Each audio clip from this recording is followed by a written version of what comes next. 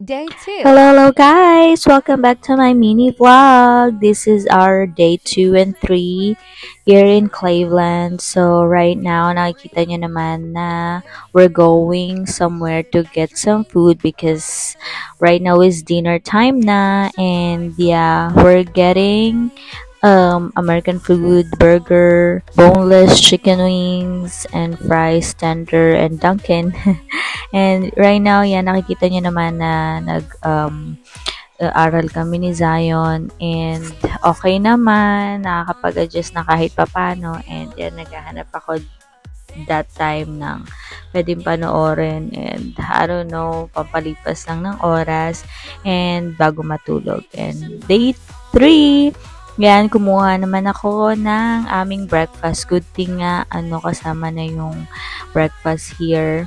And sobrang sasarap ng breakfast dito. Syempre, hindi mawawala ang scrambled egg. And syempre, mga bread, waffles. So, yan. Sobrang sarap. And ayun, I decided then that day na magpa-room service to clean up our room. And dito muna kami sa lobby ni Zion nag-aaral. So, ayan, nakita nyo naman na after an hour, malinis na yung room namin. Yay! Napalitan na yung beddings, nalinisan na yung restroom, and dito talaga, na-feel talaga namin na comfy. Comfortable kami, and so, sobrang cozy, yun nga lang malamig. But, it's okay. And dahil wala kami magawa ni Zion, cuddle time muna.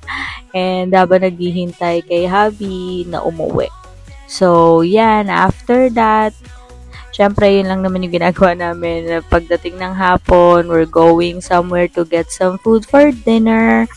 And ayan, nakikita nyo naman yung mga nabili namin dinner. Today, we're having Filipino food. So, medyo malayo nga lang yung biyahe, pero okay lang. And then, after we eat, syempre, hindi mawawala ang ating workout time. Kasi, syempre, vacation, wala naman ako masyadong ginagawa dito. And, para maiba din. And, yun, sobrang ganun lang yung ginagawa ko namin for the whole day. But, yeah, nag-enjoy naman kami dito ni Zion. And, yun lang, nakakalibang din. And, yeah, I'm so excited na mag-weekend na para makagala na. So, yun lang, guys. Thank you for watching my mini vlog. And, that's it. The end of the day 3. Bye!